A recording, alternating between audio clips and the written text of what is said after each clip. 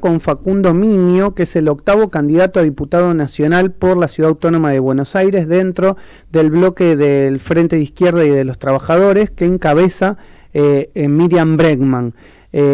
Facundo, buen día. Maximiliano Lecqui te saluda. ¿Cómo estás? Mucho gusto. ¿Qué tal, Maximiliano? Buen día y muchas gracias por la invitación a participar en el programa. Por favor, gracias a vos por aceptarlo y bueno, para desarrollar un poco los temas de agenda que nos preocupan a todos los argentinos. Bueno, ¿cómo vas viendo la campaña y cómo vas viendo la inserción del Frente de Izquierda en este contexto nacional con los datos tan alentadores para ustedes que han recibido en la primaria y cómo crees que eso puede impactar en la general? Bueno, a ver, partimos de la base de que el Frente de Izquierda ha realizado una importante elección, que es pareja a nivel nacional, ¿no? Porque por alguna razón hemos sido la tercera fuerza nacional y entiendo que de alguna manera ha sido una de las sorpresas o las novedades de la elección, esos guarismos electorales del Frente de Izquierda. Pero que cuando uno se pone a desmenuzar, de alguna manera, provincia por provincia, lugar por lugar, es bastante elevado, ¿no? Tenemos que en provincia de Buenos Aires estamos disputando el ingreso de 3 diputados nacionales, que tenemos al mismo tiempo que en varias localidades muy populosas del conurbano bonaerense tenemos planteado el ingreso a una serie de consejos deliberantes, ¿no? La Matanza, Presidente Perón, Moreno, Esteban Echeverría, bueno, donde el Frente de Izquierda ha hecho elecciones muy importantes, cercanas al 10% en algunos lugares, de la mano, ¿no?, de una gran inserción y gran crecimiento de lo que es el polo obrero, ¿no?, que en estos días y en todos estos meses se lo pudo ver movilizando junto con conjunto de organizaciones piqueteras y sociales de a miles por los reclamos acuciantes que tiene la población argentina. En ese cuadro, digamos, el gobierno perdió 6 millones de votos de una elección a otra. Y la explicación es muy simple. Vinieron supuestamente, o por lo menos para eso se lo votó, para dar vuelta al ajuste macrista de los últimos 4 años, y finalmente tuvimos 2 años del ajuste de los Fernández. Uh-huh. Esto lo hemos denunciado toda la campaña electoral de cara a las PASO, y nos hemos encontrado con posterioridad a las mismas, que dentro del propio elenco oficial se salió a plantear lo que decía el Frente de Izquierda. Uh-huh. Eso se ve claramente, ¿no? En el no al Fondo Monetario Internacional, que lo dijeron ustedes desde hace años y hoy lo vemos que ellos lo plantean en la campaña, cuando en realidad, y también hay que decirlo, Facundo, tanto el gobierno de Mauricio Macri como el gobierno del Frente de Todos pagaron a rajatabla los vencimientos que había que pagar, nadie lo cuestionó. No, por supuesto. Pero a ver, digamos, ¿qué están discutiendo? Porque mientras el gobierno de Alberto Fernández estaba de gira en Europa tratando de discutir condiciones con Cristalina Georgieva y con los presidentes del G20, vamos a lo concreto. A lo concreto están discutiendo bajar un poquito la tasa de intereses punitorios. Esto de que los 20 años ya fue. Están diciendo, ok, agarramos 10 años y lo único que pedimos, que hay que ver incluso si se lo dan, es que haya una cláusula pari passu si algún otro país hace un canje de deuda por 20 años. Uh-huh. O sea, vamos a el esquema de 10 años, que es claramente impagable. Entonces, digamos, se dice en la campaña de parte del oficialismo, no al fondo, se puede ver el videito de la Cámpora diciendo que no van a pagar con el hambre popular, pero a los 5 minutos aparece Máximo Kirchner diciendo que tranquilos muchachos, acá no está en juego el pago de la deuda, una jodita para Tinelli, nosotros vamos a pagar. Ahora, ¿qué es lo que ocurre? El gobierno ha perdido muchos votos por izquierda en función de este ajuste que viene aplicando, que yo te dije que al principio. Uh-huh. Entonces, hay una importante incomprensión de la población argentina, incluso de la base social que vota al Frente de Todos, de que no existen posibilidades de hacer un acuerdo con el Fondo Monetario Internacional y que eso no implique una mayor degradación para las condiciones de vida de la población trabajadora y de los jubilados, y cuando vemos claramente lo que estamos viviendo hoy, los niveles de pobreza, de desocupación, de indigencia, lo que son las jubilaciones, ¿no? El salario mínimo vital y móvil que va a llegar recién a 30.000 pesos el año próximo, bueno, da la pauta de que no hay mucho margen para seguir ajustando. Entonces, de alguna manera, el gobierno entra en una política de contradicciones muy, muy explosiva, porque hay una preocupación de que también, digamos, un avance en mayor ajuste termine en una rebelión popular. Y esto no es, digamos, una equilibración del Frente de Izquierda, del Partido Obrero, sino que tenemos el antecedente de lo que ocurrió en 2017, ¿no? Con la reforma previsional, que de alguna manera también encendió la mecha en América Latina. Uh-huh. Tuvimos lo de Chile, después lo nuestro de Argentina, tuvimos lo de Ecuador, lo de Perú, lo de Bolivia, la rebelión en Colombia. Bueno, Bolsonaro ahora queriendo hacer un plan para el platita también, porque no llega a las elecciones, sino, o no puede de una manera pelear las elecciones. Entonces hay una situación de bancarrota capitalista en América Latina y en el mundo, en el cual hacen agua tanto los gobiernos que se reivindican del campo nacional y popular, que tienen poco, como también, digamos, los gobiernos de la derecha.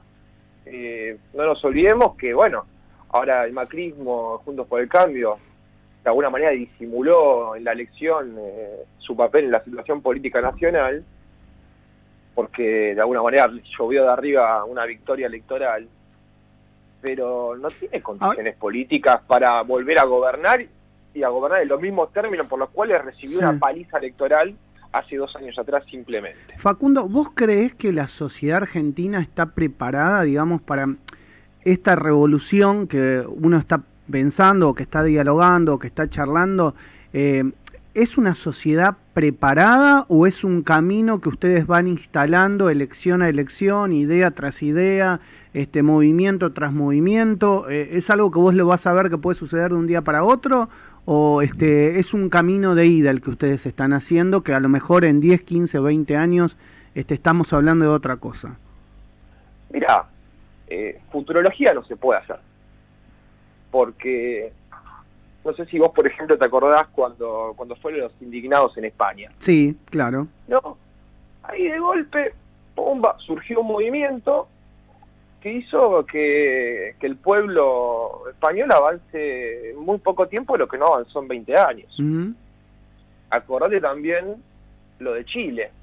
¿Cuál era la consigna al comenzar esto? Uh-huh. Sí, no son 30 pesos, son 30 años. Exacto, del subte, sí. Son 30 años.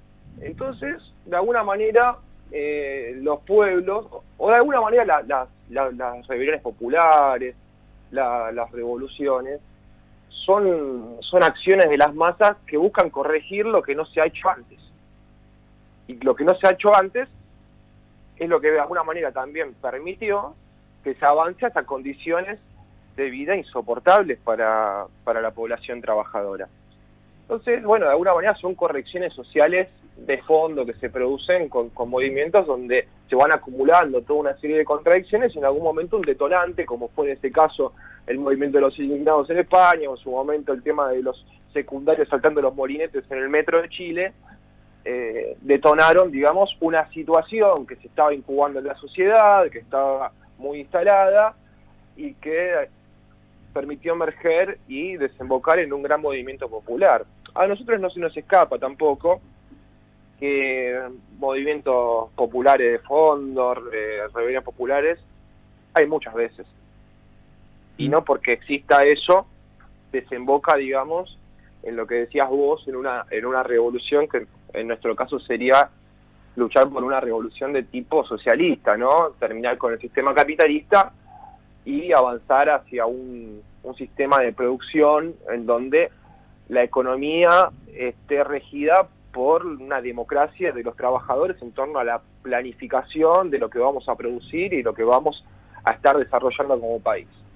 Pero, digamos, si yendo a tu pregunta más específica, si el pueblo está preparado o no está preparado, bueno, lo cierto es que hay mucha preocupación, como te decía, de parte del oficialismo, de los grupos de poder, por el crecimiento de la votación del Frente de Izquierda, por lo que ha sido un hecho también que me parece muy importante para para destacar de la campaña electoral, que fue el masivo acto que ha realizado el Partido Obrero en la Plaza de Mayo. Sí, nosotros lo hablamos hace unos días, y la verdad que le ha sorprendido a algunos medios de comunicación, no necesariamente a nosotros, porque lo veníamos charlando con muchos de ustedes, y además se veía el crecimiento.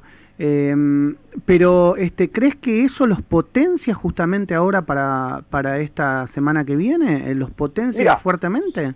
Mira, yo te digo lo siguiente. Te voy a citar a un politólogo, un escritor que no es de nuestra corriente, que es claramente del establishment, como Jorge Asís. Uh-huh.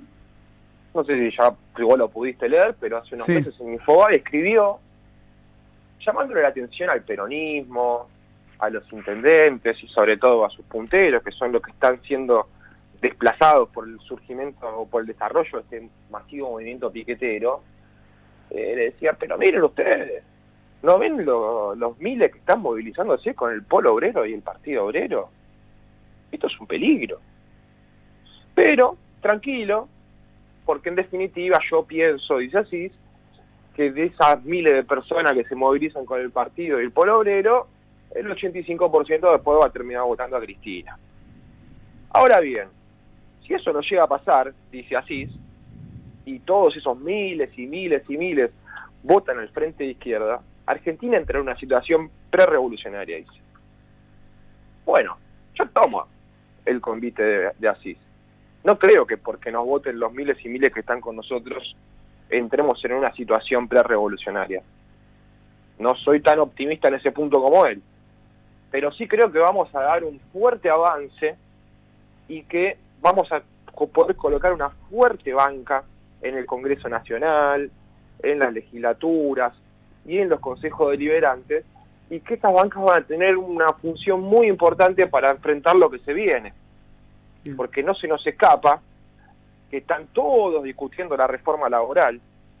Uno puede ver tal vez la versión más extrema o más salvaje en el programa de Javier Milei y de José Luis Esper, ¿no? Uh-huh. Básicamente la prohibición del derecho a huelga, la eliminación de las indemnizaciones, meter preso a los dirigentes sindicales que convoquen a huelga en un servicio esencial para ellos. Por ejemplo, los docentes convocan un paro, los dirigentes sindicales van presos, ¿no? Uh-huh. La eliminación de la UH, bueno, todo un programa de fondo, pero contra los trabajadores. Pero lo mismo también Juntos por el Cambio. Uh-huh. Estuvieron planteando la reforma laboral, la eliminación de las indemnizaciones, y el gobierno nacional, que está con la burocracia sindical de la CGT, también discute con los empresarios la reforma laboral. Entonces, ¿quién se va a oponer en el Congreso a la reforma laboral? ¿Quién se va a oponer en el Congreso al acuerdo con el Fondo Monetario Internacional, que van a votar desde kirchneristas hasta los de Avanza a la Libertad, pasando por todo el espectro político? La única banca que va a plantear una perspectiva popular de los trabajadores, de independencia nacional y social del país frente a las exigencias del Fondo Monetario Internacional, va a ser el Frente de Izquierda. Acá también se viene, está fijado en el presupuesto y de alguna manera es parte también del acuerdo con el fondo, se tiene toda una política de tarifazos. Facundo. Cuando tenemos una inflación del 52%. Facundo, buen día. Sí. Augusto Nejay te saluda, ¿cómo estás? ¿Qué tal, Augusto? Buen día. Te quiero, ya que lo nombraste y mencionaste a Espert y a Milei y al Partido Libertario de alguna manera, sí, te quiero consultar. Recién, hace un ratito, hablabas de que el capitalismo está en crisis y aún así los libertarios se presentan como una opción revolucionaria y ellos mismos plantean que a través de ellos se va a gestar una revolución. ¿Cómo se explica? ¿Cómo les cae esto a ustedes que bueno, a ver, ustedes plantean lo mismo, una revolución y desde los momentos fundacionales de su partido se ha hablado de revolución? ¿Cómo cae esto y cómo se explica el fenómeno de Javier Milei, de Espert y del Partido Libertario? Bueno, como primera cuestión, me parece que el fenómeno de esa gente hay que explicarlo en que Justo por el Cambio, digamos, la derecha más institucional del país, estrelló la calecita hace 2 años. Macri está quemado. O sea, está dividido Juntos por el Cambio, incluso por si Macri es candidato o no. Uh-huh. Entonces, de alguna manera, no le salió gratis el chiste a Juntos por el Cambio de estar 4 años ajustando, como tampoco de alguna manera va a ser gratis para el gobierno nacional, ¿no? Porque haber puesto a Mansur como jefe de gabinete, cuando Mansur fue el que le dio todos los votos a Macri para aplicar más de 120 leyes de ajuste en el Congreso Nacional, de alguna manera va a determinar las acciones posteriores del gobierno. Pero yendo en concreto a la Libertad, primero partimos de esa base. Una fuga de votos de lo que es la derecha de Juntos por el Cambio. Eso como primera cuestión. Como es una cuestión, es una farsa. No hay ninguna revolución planteada por esta gente, sino hasta incluso si queremos hablar en términos más sociológicos, podríamos decir que están planteando una contrarrevolución. Porque de alguna manera están planteando algo que se puede hacer solamente con una guerra civil contra los trabajadores. Porque cuando agarra el programa de Espert, se pone a ver, punto por punto, y es lo que ha hecho la dictadura militar. La dictadura militar llegó, intervino los sindicatos, suspendió los convenios colectivos de trabajo, se eliminaron las indemnizaciones, despedir gratis, ajuste jubilatorio. Bueno, eso se puede aplicar de alguna manera con un fuerte esquema represivo. Del otro lado tenemos a los Larreta que dicen, no, de esa manera no se puede. Tenemos que juntarnos todos, nosotros, el peronismo, este y lo otro. Ahora, ya se vio, lamentablemente para ellos, la verdad que tienen que ver el tema de los asesores, porque no aguantó ni el 14 de noviembre. Ya se demostró como una colectora de Macri. Ahora resulta que Macri no es la casta política. A Milei se reúne con Macri le dice 2 o 3 cosas y sale Milei a decir que no es la casta. Bueno, ¿qué va a pasar en el Congreso Nacional? Javier Milei y José Luis Espert van a votar todo con Juntos por el Cambio. Y cuando vengan cuestiones de fondo, como la reforma laboral, como el acuerdo con el Fondo Monetario Internacional, va a haber también una política de acuerdo nacional. Son libertarios para que los empresarios le chupen la sangre hasta la última gota de los trabajadores, libertad para que desangrar a los trabajadores, pero tienen una política completamente represiva, de reforzamiento del aparato represivo del Estado para imponerle al conjunto de la población toda una política que es contraria a sus intereses. Naturalmente, como te decía, por el descreimiento que se vive respecto de Juntos por el Cambio, del gobierno nacional y de todos los bloques políticos que vienen sumergiendo al país en la miseria en los últimos 30 años, porque esto no es de los últimos 2, no es de los últimos 4, sino que es una degradación histórica de Argentina de décadas. Es progresivo, por supuesto. Bueno, entonces se montan en ello, hacen demagogia, engañan a algún incauto, pero por suerte hemos tenido debates en donde, por ejemplo, Miriam Bregman pudo desenmascarar a Javier Milei, donde Gabriel Solano pudo desenmascarar al candidato a legislador Ramiro Marra, que también va a hablar de la casta y fue candidato hace 2 años de La Baña. Digamos, una farsa total, donde se lo mire, y lo mismo ocurrió en el debate de la provincia de Buenos Aires con José Luis Espert y Nicolás del Caño. Así que, bueno, vamos a la pelea con estos sectores. Le avisamos a la ciudadanía de que si votás a Milei te sale un Macri, y que si votás al Frente de Todos te sale un acuerdo con el Fondo Monetario Internacional y también la reforma laboral, porque no nos olvidamos que Alberto Fernández también fue con la burocracia sindical de Les Mata a Toyota a festejar la reforma laboral en Toyota, que va a ser la punta de lanza para desenvolverla en toda la industria. Así que contra la reforma laboral, contra el acuerdo con el Fondo Monetario Internacional, por el 82% móvil, por un salario equivalente a la canasta básica familiar, llamamos a votar, a defender el voto del Frente de Izquierda, y por lo tanto también para defenderlo los invitamos a los votantes a que se sumen a fiscalizar, que es muy importante. Facundo, gracias por estos minutos con Radio Sónica, muy amable, te mando un abrazo grande.